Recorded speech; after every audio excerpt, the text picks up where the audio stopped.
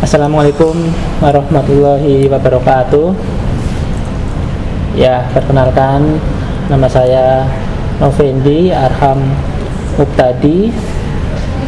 Saya dari Universitas Islam Negeri Kyai Haji Abdurrahman Wahid, Pekalongan, atau sering dikenal dengan UIN Gusdur. Pada video kali ini saya akan membicarakan tentang moderasi beragama dengan kedua teman saya.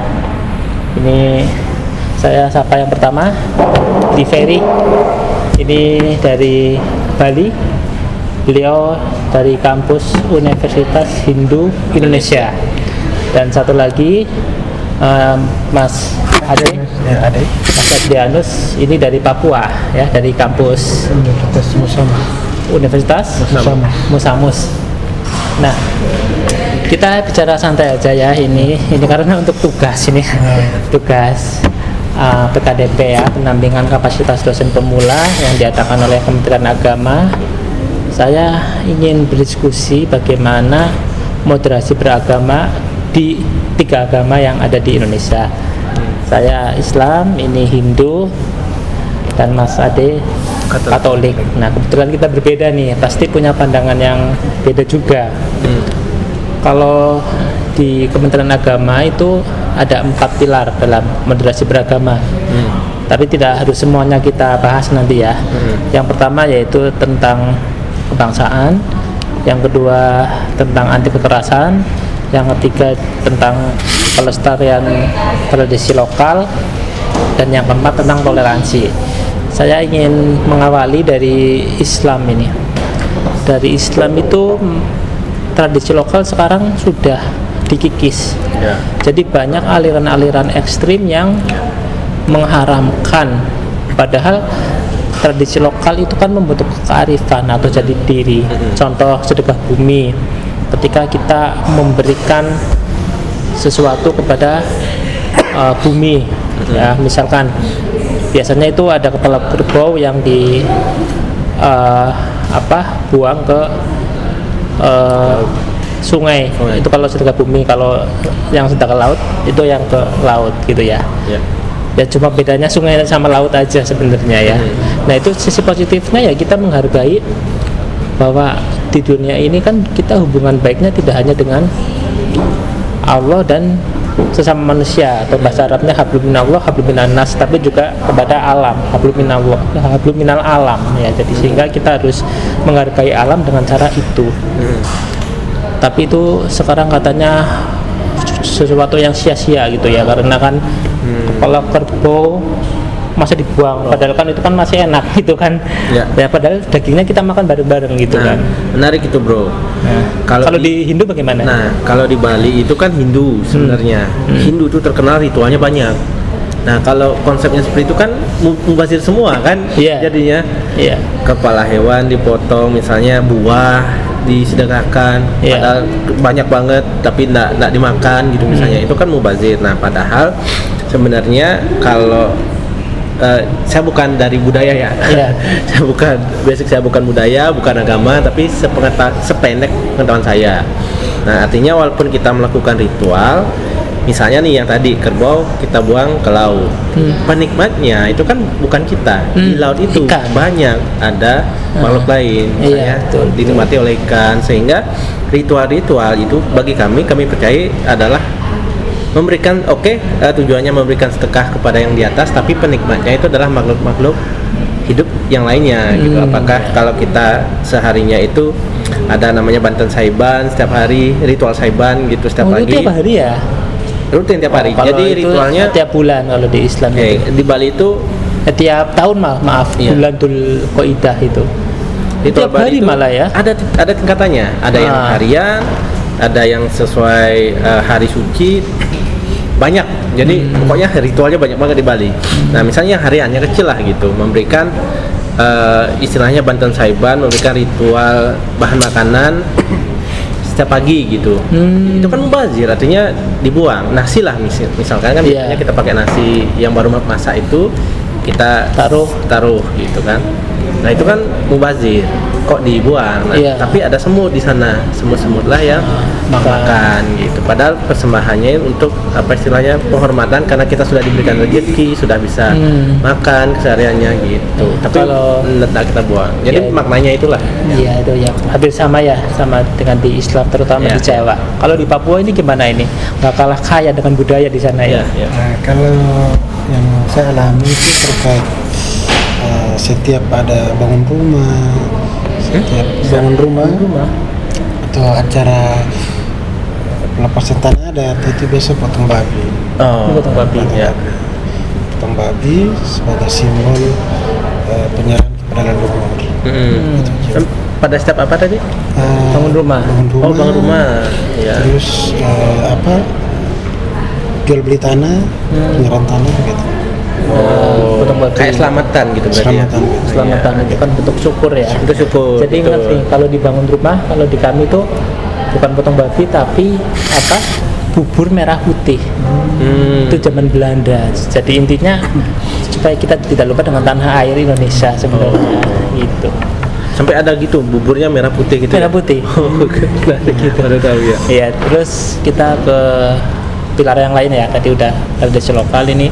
Saya juga sebenarnya kalau ketemu orang Bali itu ada rasa bersalah dulu ketika bom Bali gitu kan.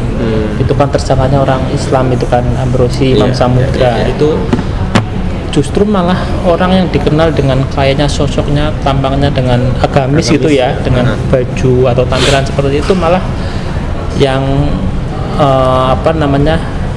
sikapnya terhadap agama lain justru malah keras gitu. Pandangan dari Hindu bagaimana itu terhadap?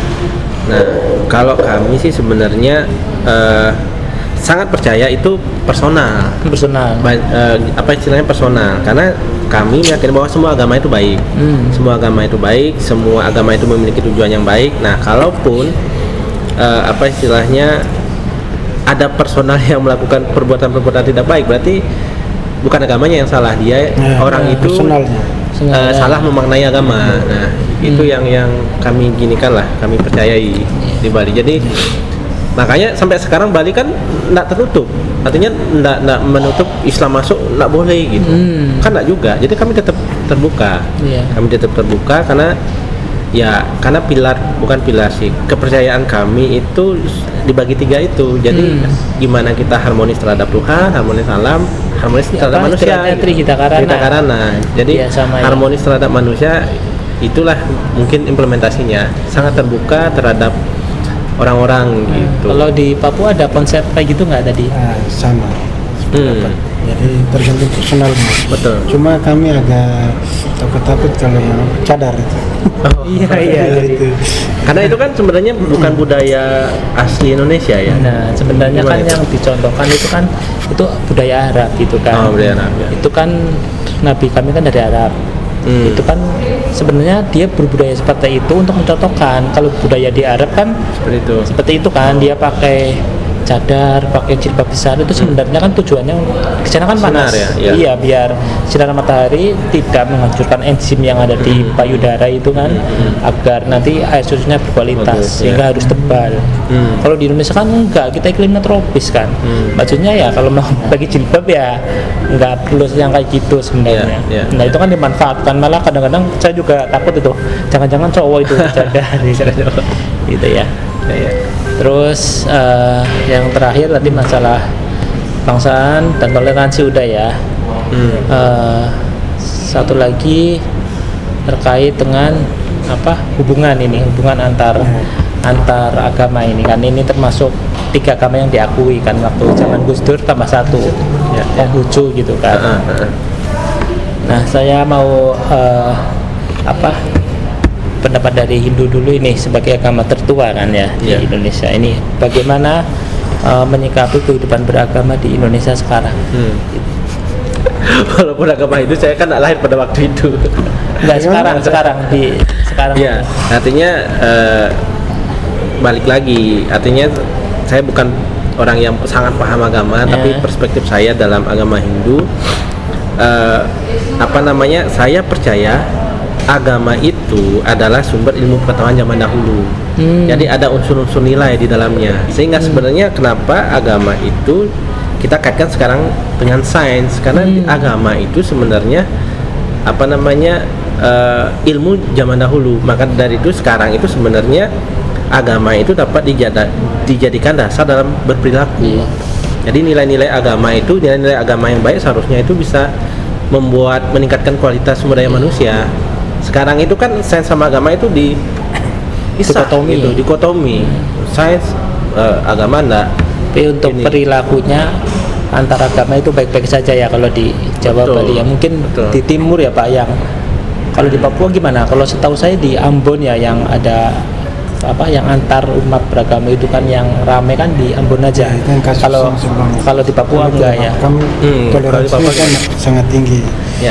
Itu pembangunan masjid tidak dilarang. Terus ketika Natal atau Lebaran saya berkunjung. Dan itu wajib. Wajib ya. Jadi, berarti sudah membudaya gitu sudah membudaya. Jadi waktunya Lebaran yang Kristen berkunjung ke Lebaran. Waktu Natal Muslim wajib berkunjung. Jadi silaturahminya tetap terjaga. Dan itu hal yang ditunggu-tunggu ketika hari raya gitu. Wah, indah sekali ya. Mantap. Ya, alhamdulillah. Mungkin itu tadi obrolan singkat kami ini di sore hari meskipun tanpa kopi karena tadi pas banget tidak sengaja nih bertemu, kemudian kita kebetulan lagi di satu tempat pertama di Surabaya menuntut ilmu dan saling tukar pikiran. Kita dapat insight baru mengenai moderasi beragama dari perspektif 3 agama mungkin terbesar ya di Indonesia ini ya, Kristen, Hindu dan Islam. Ya, semoga bermanfaat bagi para pemirsa yang menyaksikan video saya ini. Selamat sore, terima kasih Bli Ferry dan Mas Ade. Assalamualaikum warahmatullahi wabarakatuh. Waalaikumsalam.